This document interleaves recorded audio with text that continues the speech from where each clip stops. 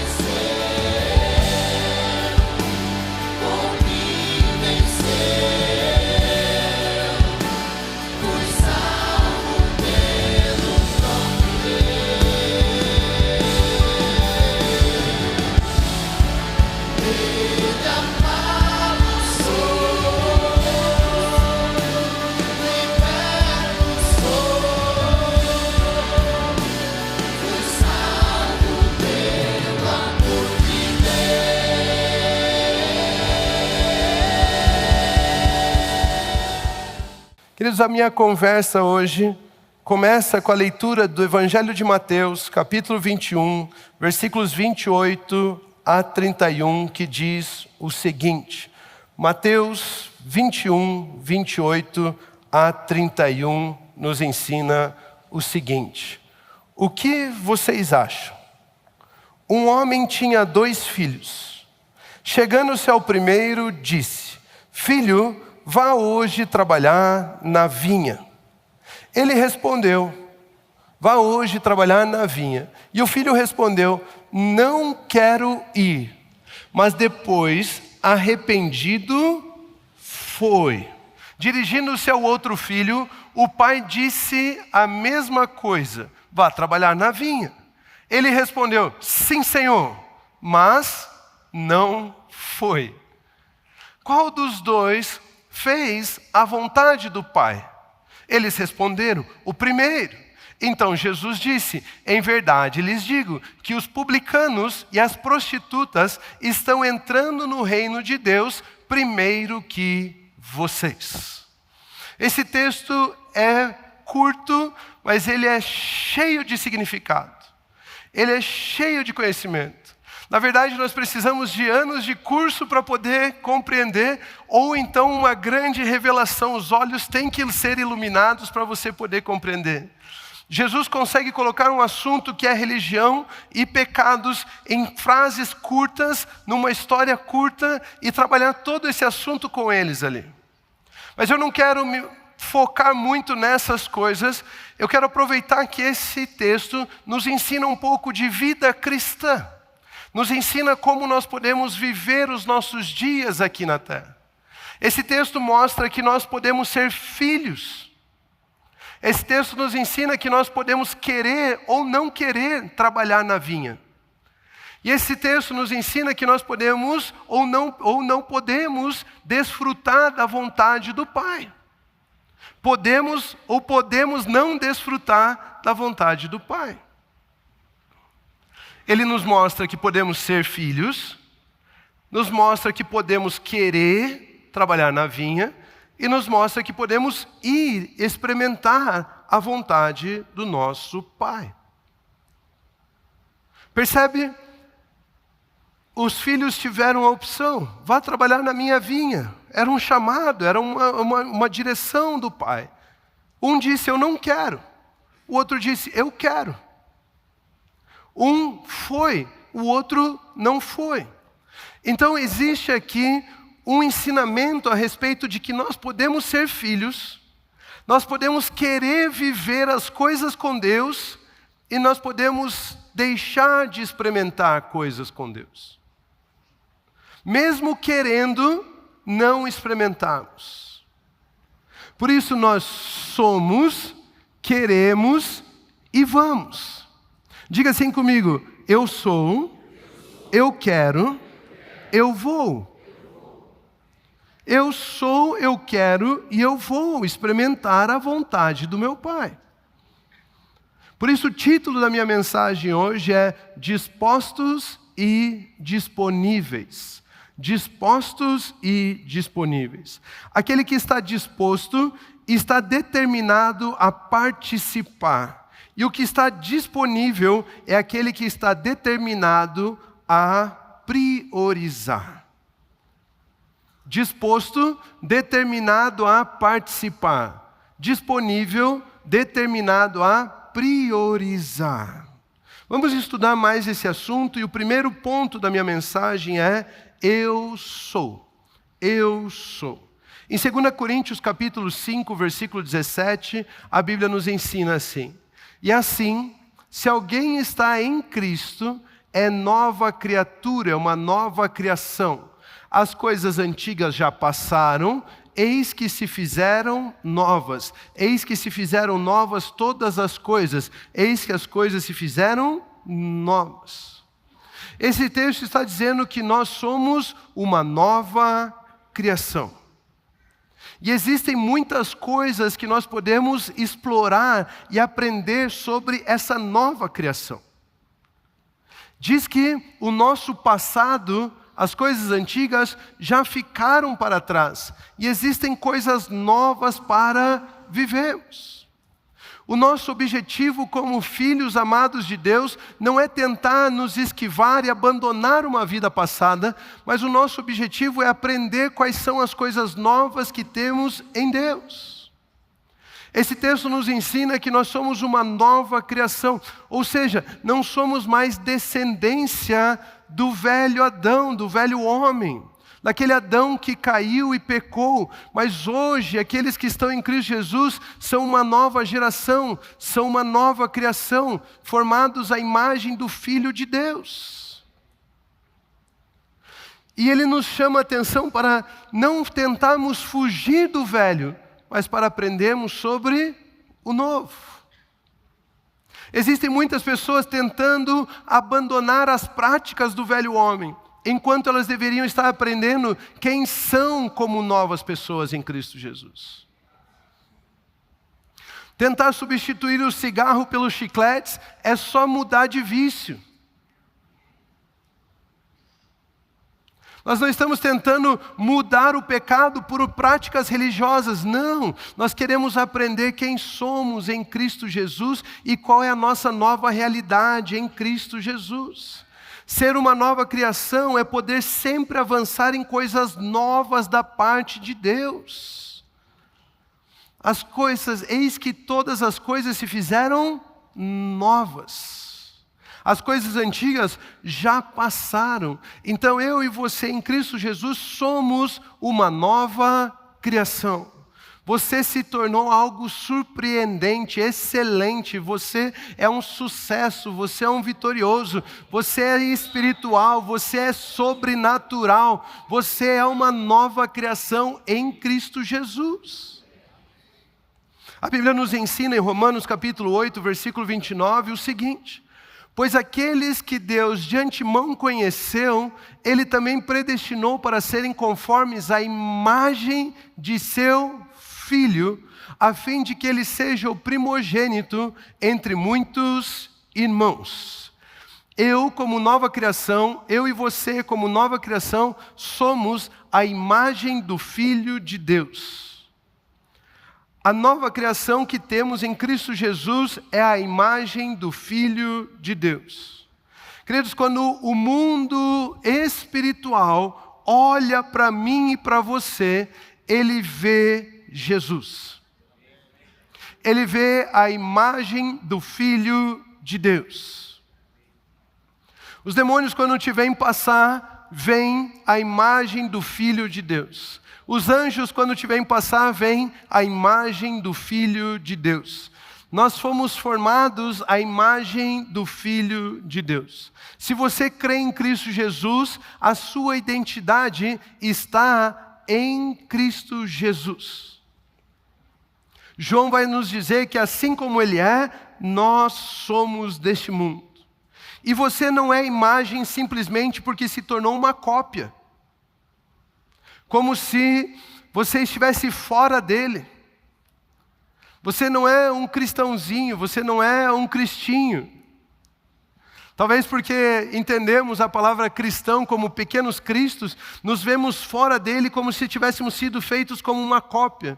Mas na verdade nós somos imagem dele porque fomos colocados nele. Estamos guardados nele, fomos unidos a ele. E quando as pessoas olham para nós, elas veem de fato, não uma cópia, mas elas veem de fato a Cristo Jesus.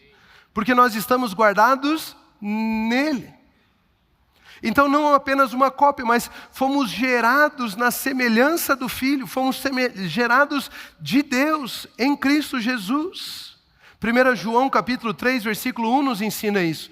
Vejam que grande amor o Pai nos tem concedido, a ponto de sermos chamados filhos de Deus. E de fato, somos filhos de Deus. Por essa razão, o mundo não nos conhece, porque não o conheceu. Nós somos imagem do Filho porque fomos gerados também de Deus. Nós somos filhos de Deus. O seu Pai é Deus.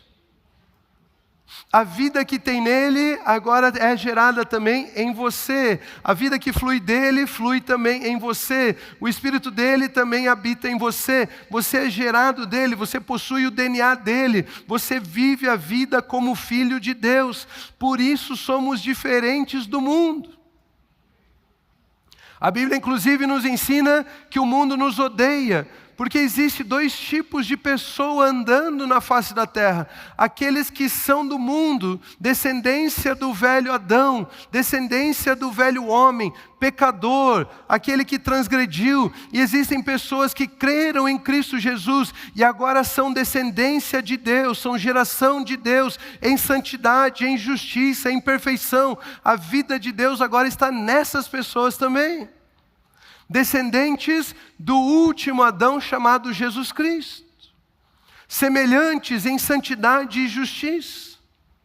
Eu sou a imagem do Filho, eu sou filho amado de Deus. A Bíblia nos mostra muitas coisas que nós, como nova criação, somos. Por exemplo, Mateus capítulo 5, versículos 14 e 16... Vocês são a luz do mundo. Vocês são a luz do mundo. Não se pode esconder uma cidade situada no alto de um monte. Aqui, esse texto acabou com aqueles que são luz e querem ficar sentado no banco.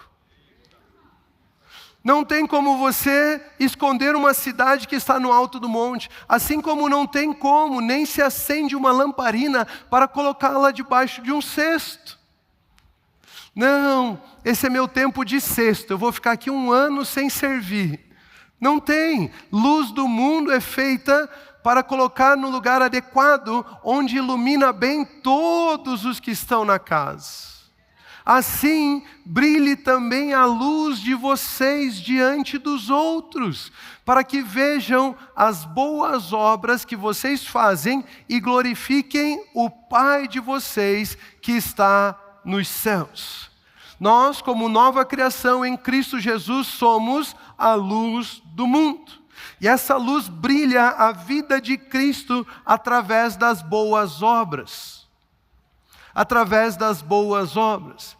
Queridos, as boas obras não nos garantem mérito diante de Deus. As boas obras nós não praticamos para sermos abençoados por Deus. As boas obras nós praticamos porque vem da nossa natureza e isso revela a bondade e o amor de Deus. As boas obras nós praticamos para que o nosso Pai seja glorificado por elas. Como que eu sei que aquilo que eu estou fazendo é boa obra? Você faz para você ser glorificado? Não é boa obra. Você faz para que Deus seja glorificado? É boa obra. Pronto.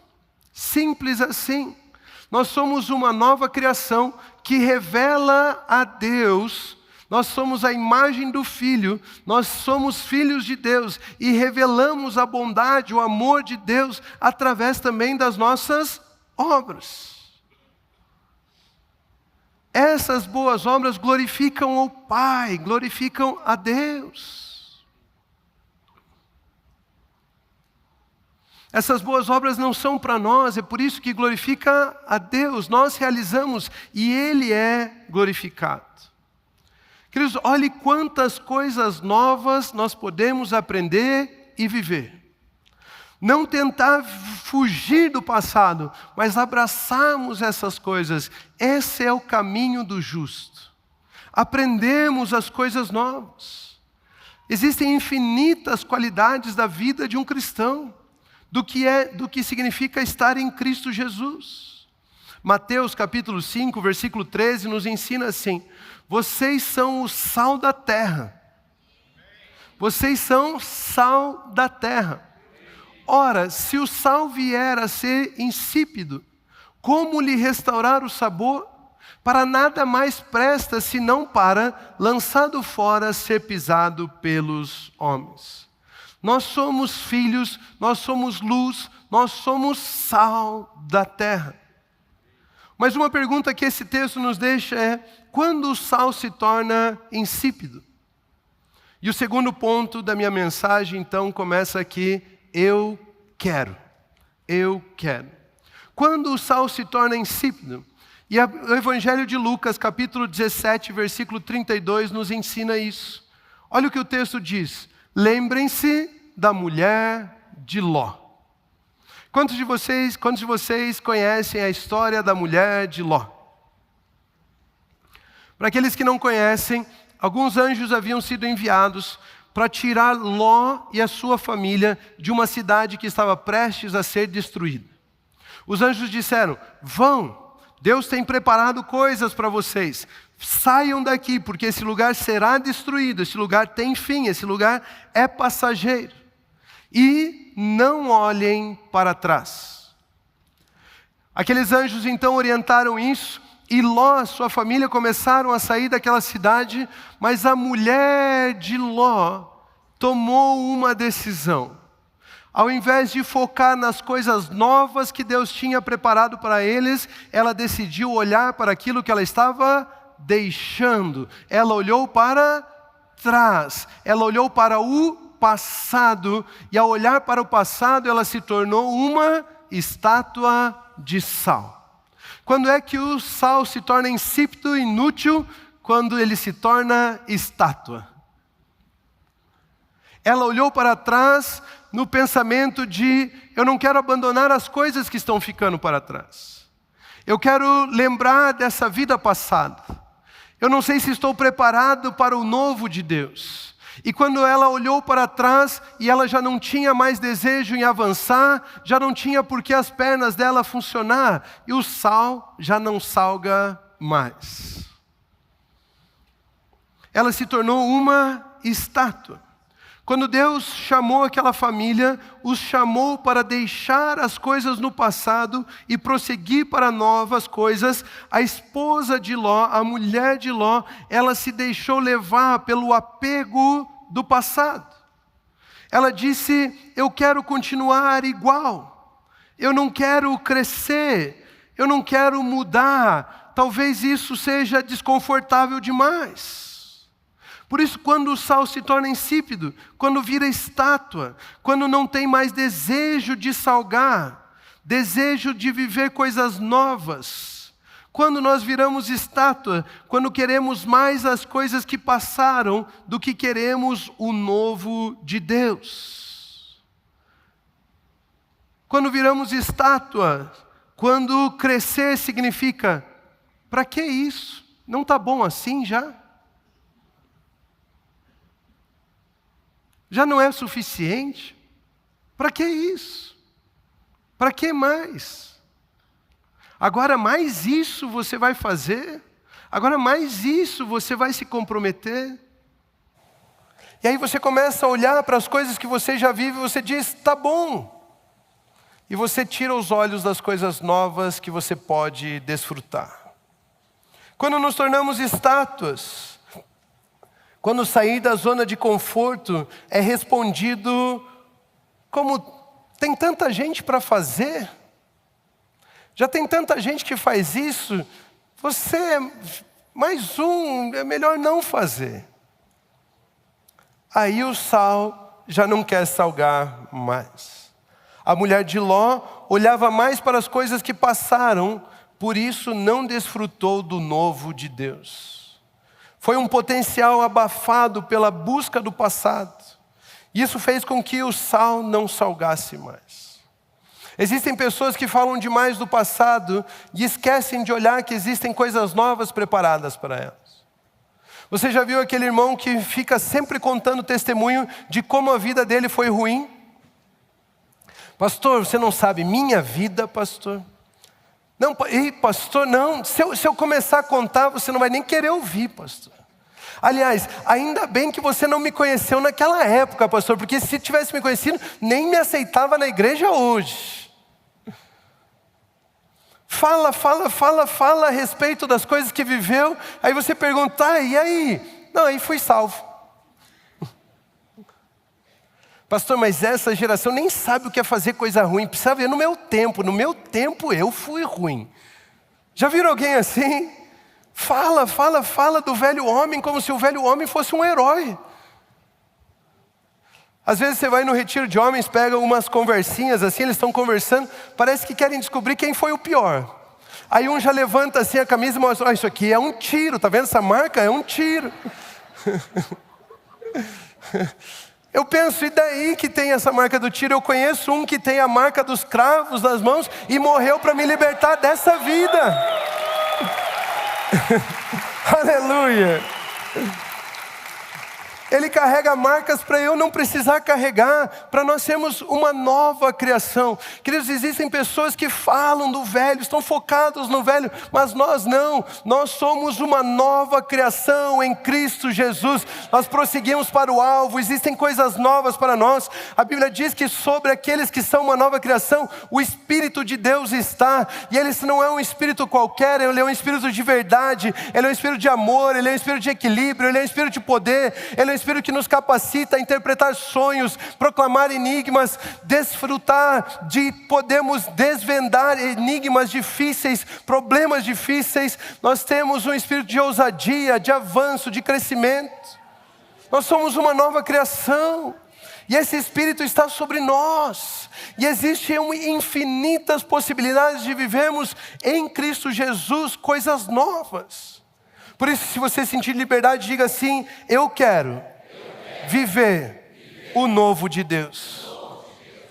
Sabe, seria um grande desperdício toda a obra de Cristo Jesus, se isso não gerasse mudança em nós e através de nós.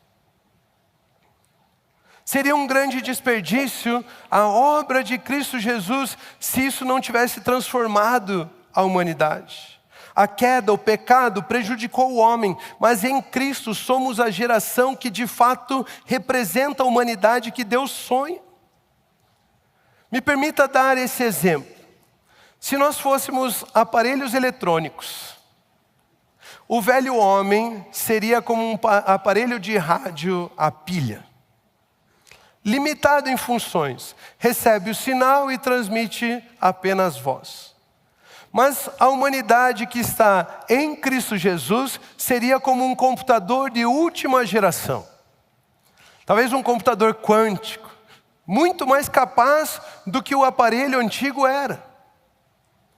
Então o velho homem, como um radiozinho, sai o som chuviscado, pega sinal mais ou menos, tem que ficar sempre procurando, indo atrás de sinal.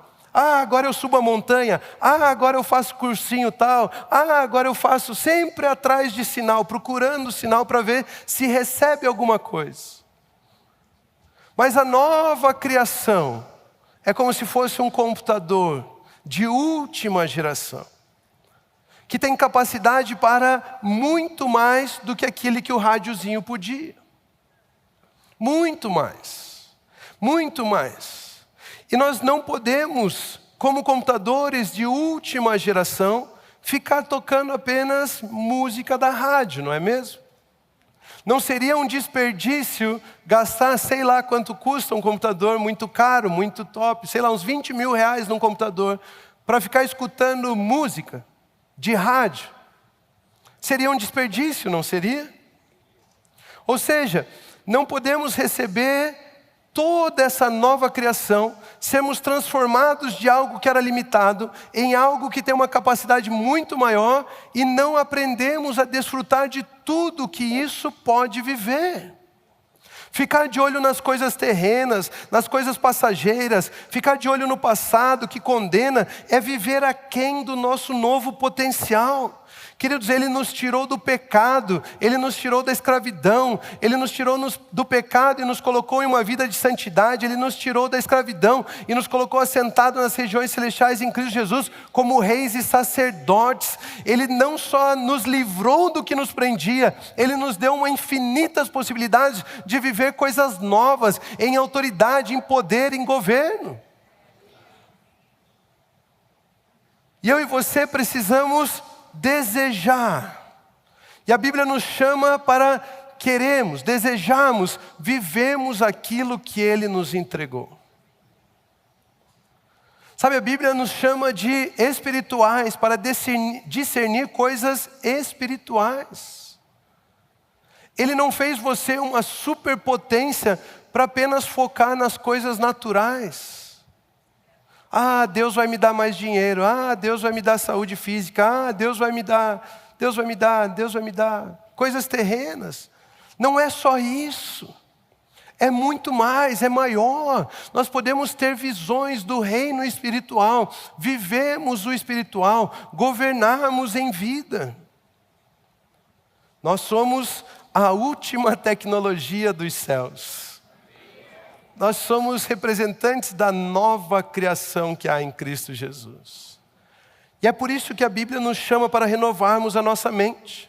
Romanos 12:2 nos ensina: e não vivam conforme os padrões deste mundo, mas deixem que Deus os transforme pela renovação da mente, para que possam experimentar qual é a boa, agradável e perfeita vontade de Deus. Eu e você podemos e temos que mudar as nossas mentes. Queridos, passar a concordar com Deus para desfrutar da vontade de Deus em Cristo Jesus. Renovar as nossas mentes pela palavra de Deus é não olhar para o passado, mas sim querer, desejar as coisas novas em Cristo Jesus. Eu e você podemos desfrutar do melhor que Deus tem para nós. Eu sou, eu quero, e o terceiro ponto, eu vou. Eu vou. Isaías capítulo 1, versículo 19 diz assim: se estiverem dispostos e me ouvirem, vocês comerão o melhor dessa terra. Outras versões dizem: se quiseres e me ouvires, comerão o melhor dessa terra. Se estiverem dispostos, comerão o melhor dessa terra. Diga assim: eu sou, eu quero, eu vou. Eu peguei uma definição simples do dicionário em português e alguns sinônimos da palavra disposto. Disposto é um adjetivo que indica estar preparado, pronto, inclinado ou decidido a realizar algo. Além de significar arranjado ou organizado, também descreve alguém com boa saúde física, mental, animado, ou o que já está estabelecido por lei. O termo vem do latim. Alguns sinônimos: pronto, decidido, preparado, determinado, inclinado, propenso, apto, organizado, animado, ativo, enérgico, bem disposto. Estar disposto é ter já acordado com você mesmo algumas coisas. Disposto é aquele que já determinou em seu coração que vai participar. Disponível é aquele que já determinou em seu coração que vai priorizar. E Deus está dizendo: se você estiver disposto e ouvir o meu chamado, ouvir a minha voz, você vai comer do melhor dessa terra. Já determinado em meu coração. Existem algumas coisas que eu e você precisamos aprender. Eu e você precisamos pegar um texto bíblico, colocá-lo no nosso coração, debater com Deus a respeito desse texto, fazer uma reunião com Deus e sair dali convencido, com a certeza, crendo que essa é a minha vida em Cristo Jesus. Para que quando algo surja, sendo uma oportunidade ou uma circunstância ao contrária, eu não tenha que ficar pensando no que vou fazer ou meditando com relação ao problema ou à oportunidade. Mas eu simplesmente decida naquilo que já foi determinado, a qual eu já estava inclinado, eu já havia me proposto a viver daquela maneira. Aquele que está disposto nunca é pego de surpresa, porque ele já determinou em seu coração como ele deve viver, como ele vai agir diante de qualquer oportunidade ou situação. Aquele que está disposto, ele sabe quem é, ele sabe o que ele quer, e ele já está disposto a viver, a ir e cumprir aquilo na oportunidade correta. Por exemplo, a Bíblia nos ensina lá em Atos que mais bem-aventurado é dar do que receber. Mais bem-aventurado é dar do que receber. Estar disposto é pegar esse texto, colocar no seu coração e na oportunidade que vier às suas mãos de você ser generoso, você não ter que falar assim, olha, eu vou orar sobre isso uma semana, tá? E aí eu te respondo. Não, olha, eu já fiz essa conversa, eu já estou disposto, e se Deus está me dando essa oportunidade, eu dou. Se surgir uma oportunidade ou uma circunstância contrária, eu não tenho que ficar refletindo, pensando sobre isso. Eu já estou disposto a ouvir a voz do Senhor e desfrutar do melhor dessa terra. Vocês entendem isso? Na hora que surgir a oportunidade, você vai aproveitar. Você já está determinado, propenso, apto, ativo, enérgico, disposto para viver a verdade.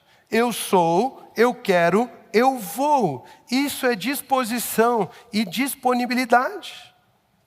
Desfrutar da obra consumada de Cristo Jesus está diretamente relacionado à sua disposição de ouvir as direções de Deus. Por isso eu sou, eu quero e eu vou. Vamos aprender algo com alguns conselheiros da palavra de Deus. A Bíblia diz que na multidão de conselhos há sabedoria. E existem alguns conselheiros que dão bons conselhos. Sabe quem são esses? Os personagens bíblicos. Jesus, o Espírito Santo, Deus são ótimos conselheiros e dão ótimos conselhos. E os personagens bíblicos representam os conselhos que eles nos deixaram. Então vamos aprender alguns conselhos com alguns personagens bíblicos aqui a respeito de irmos desfrutar da vontade de Deus.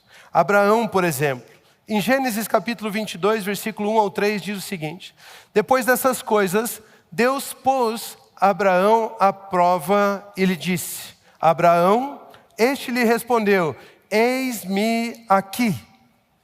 Deus continuou: pegue o seu filho, o seu único filho, Isaque, a quem você ama, e vá à terra de Moriá.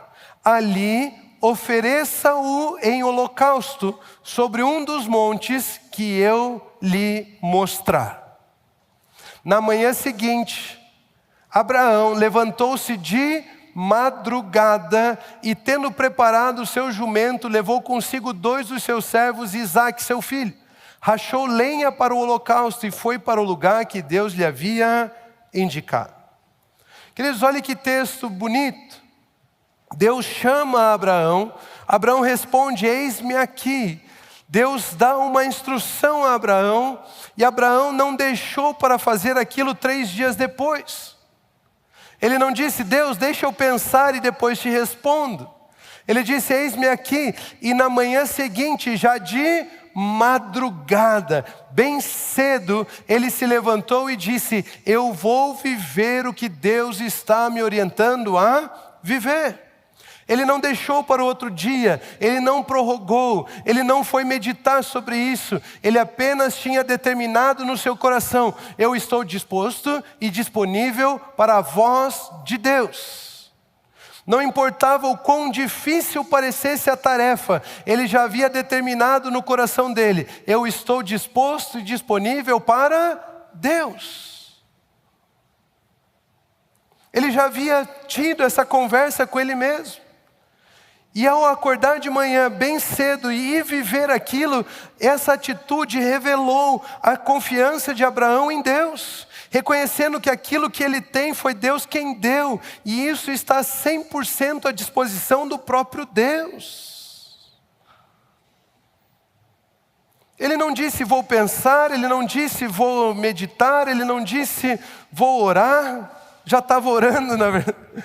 Ele não disse várias coisas, ele apenas ouviu a voz de uma maneira disposta E ele, de manhã bem cedo, se levantou, confiando em Deus e não nele mesmo. Confiando que Deus sabe o que é melhor para ele e não confiando em si mesmo.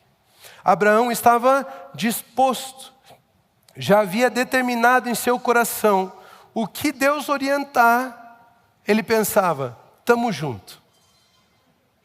Esse era o verdadeiro tamo junto. Se Deus disser, tô junto. Não, mas é difícil, Abraão, ele está dizendo para você sacrificar o filho. Tamo junto. Tamo junto, Deus vai prover o cordeiro, Abraão disse. Tamo junto. Olha outro conselho, Isaías, capítulo 6, versículo 8.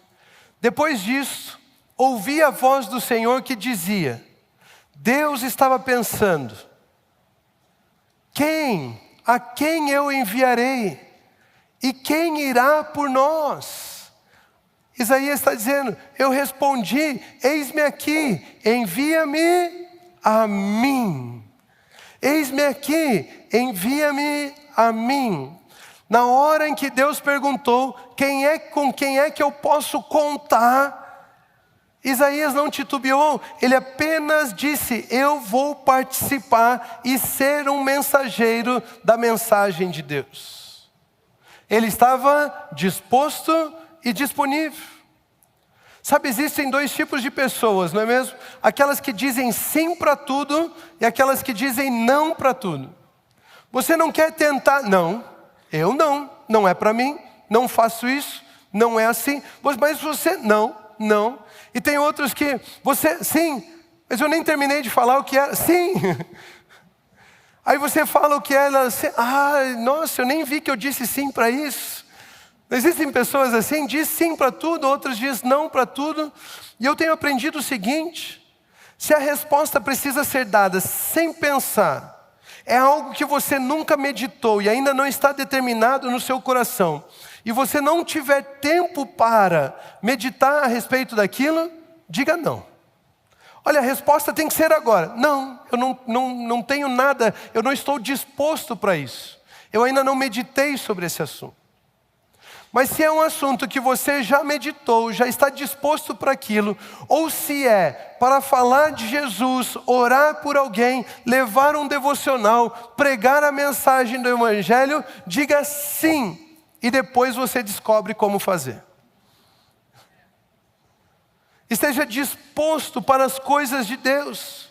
E depois você vai ver que Ele te ensina e te conduz para que você possa realizar aquilo. Se for uma oportunidade para, olha, a gente está aqui no velório, a gente descobriu que você é crente. Será que tem como você trazer uma palavra? Sim. Então, o que eu falo no velório? Faça fateme para você aprender, né? Mas o que eu falo? Traga uma palavra de vida, abençoe as pessoas, leve aqueles que ainda estão ali à salvação em Cristo Jesus. Simples assim. Mas diga sim. É uma oportunidade de falar de Jesus? Diga sim. É uma oportunidade de orar com alguém? Diga sim. Diga, eis-me aqui, envia-me a mim. Isaías se pôs à disposição e conheceu os mistérios do novo de Deus. Queridos, Isaías é um grande profeta messiânico, um profeta que aponta para Jesus Cristo. Isaías conheceu tanto o novo de Deus que ele chega a profetizar a respeito de Jesus no passado. Ele viu as coisas novas que Deus tinha em Cristo Jesus e falou dessas coisas como se já tivessem acontecido. Porque ele se colocou à disposição, ele conheceu coisas novas em Deus e é um dos maiores profetas que profetizava a respeito do Messias.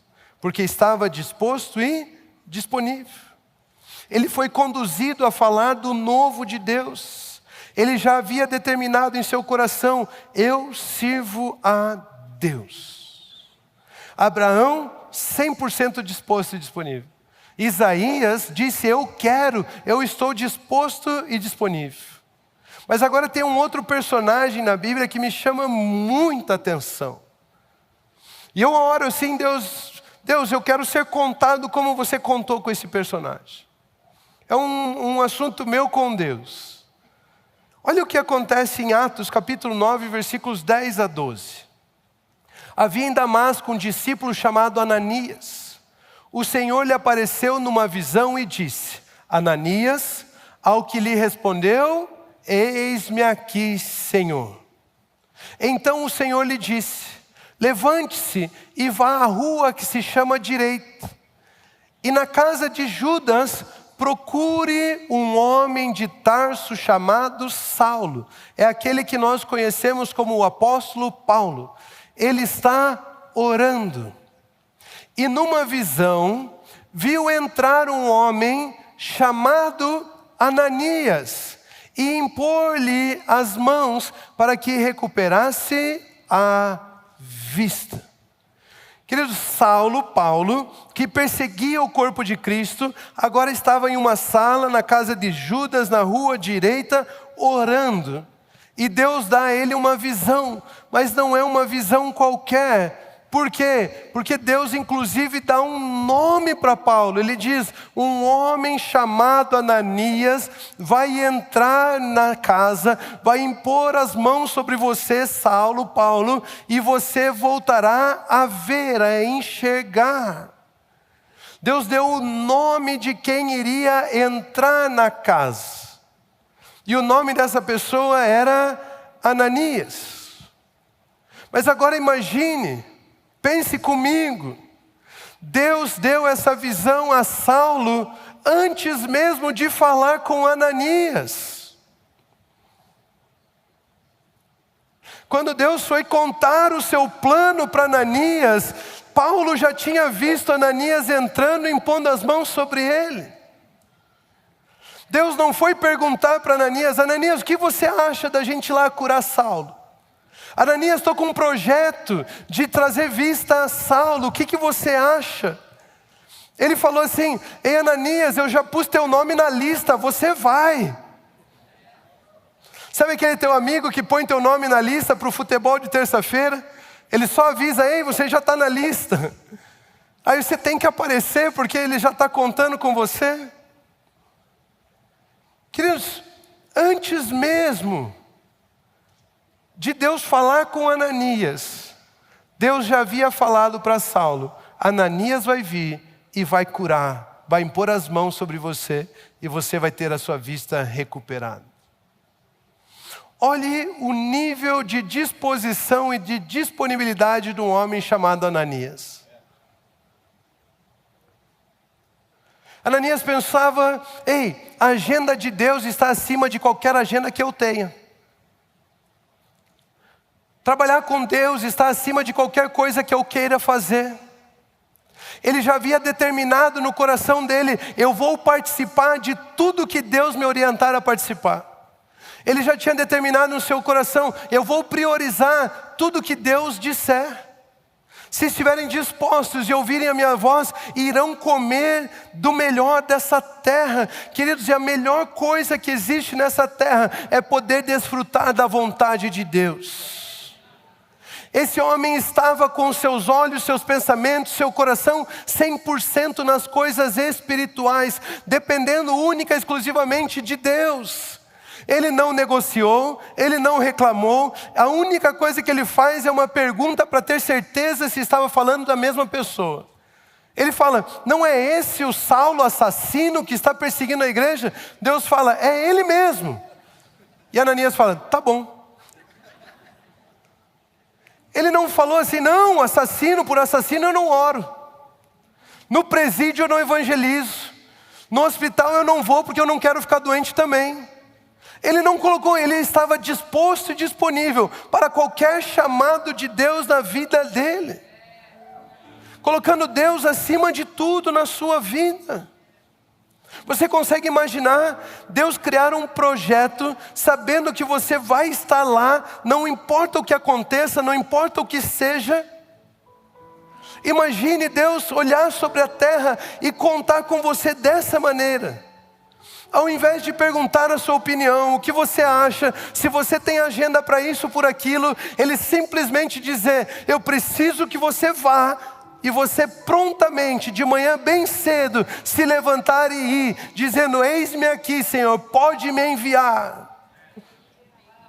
e poder participar, ser uma testemunha do céu na terra, da vontade de Deus se expressando no natural, impondo as mãos e os cegos vendo, declarando palavras e os presos os cativos sendo libertos,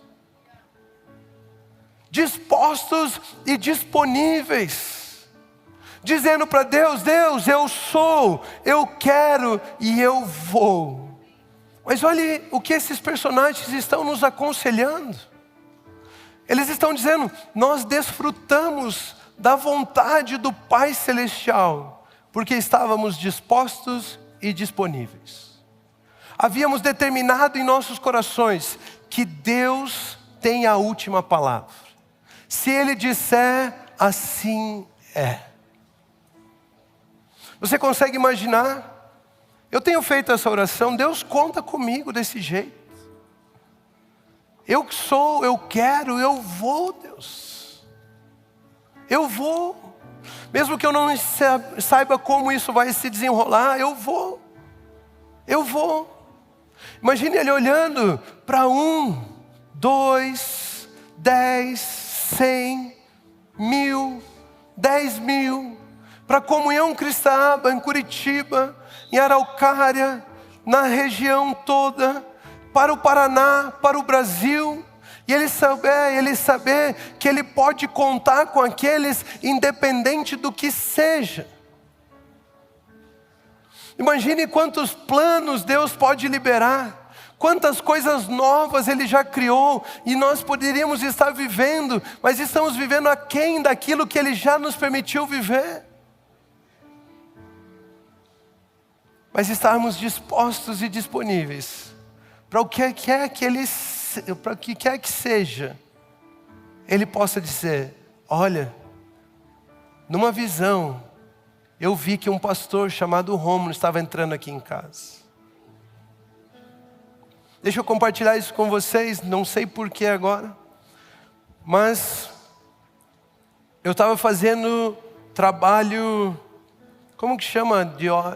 Trabalho voluntário para horas, para me formar na faculdade. E esse trabalho que eu fiz foi num asilo. E uma das minhas coisas que eu ajudava também era ajudar a fisioterapeuta a levantar alguns dos idosos da cadeira de roda, a caminhar com eles, ou colocá-los, tirá-los de uma cama para outra, essas coisas, ficava lá ajudando nisso. E certo dia apareceu um senhor que entrou a primeira vez na cadeira de roda. Ele tinha sofrido um derrame e o lado direito inteiro dele paralisado. Não andava, não mexia, não nada. E o Espírito Santo falou comigo assim: impõe as mãos, ore com ele. Eu falei: amém, eu quero, mas eu não vou. Eu fui embora aquele dia, no outro dia eu voltei. E como eu já fazia, era assim, 5 dias para acabar meu período de estágio lá de 3, 4 meses, sei lá. E aí, eu quero, mas eu não vou. Eu quero, mas eu não vou. E eu ia para casa pensando: eu quero, mas não fui hoje. Eu quero, mas eu não vou. Quando chegou o último dia, eu pensava: hoje é o último dia, eu nunca mais vou voltar aqui. Não faz parte do que eu planejo fazer nos próximos dias. Na verdade, quando você é um garoto de 20 anos mais ou menos, fugir do asilo é a coisa que você mais pensa, não é? Eu falava: eu não vou voltar aqui, não sei, é o último dia, é o último dia, é o último dia. E eu quero, eu sou, eu quero. E o Senhor sabia que você pode levantar dessa cadeira hoje? E Ele disse: eu sei. Deus me deu um sonho com você hoje. E eu disse: levanta e anda. Eu peguei aquele homem pela mão, ele ficou em pé, as pernas dele firmaram, ele começou a andar comigo. Queridos, testemunhar a obra de Deus na terra, por estarmos dispostos e disponíveis. Podia ter ido embora daquilo e nunca ter passado por uma situação como essa. Mas Deus contava comigo para aquilo. Deus sabia que meu coração pertencia a Ele, ao ponto de mostrar no sonho E quando ele disse aquilo, eu me encorajei, eu disse, ei, levanta. A fisioterapeuta viu lá do outro lado, veio correndo, Rômulo, não, ele não anda. Quando ela viu ele de pé, ele falou, meu Deus, o que é isso? A fisioterapia traz resultados. Eu falei, amém. Queridos, mas eu sou, eu quero, eu vou. Eu estou disposto, eu estou disponível a isso. Deus, Ele quer agir, Ele quer abençoar, Ele quer servir, Ele quer tocar, mas Ele mesmo não faz mais isso. Ele deu essa autoridade a mim e a você. E somos nós que estamos aqui nessa terra para falarmos do amor de Jesus. Somos nós que estamos aqui nessa terra para conduzirmos as pessoas até Jesus. Imagine pessoas em Curitiba inteiro tendo sonhos conosco. Deus mostrando.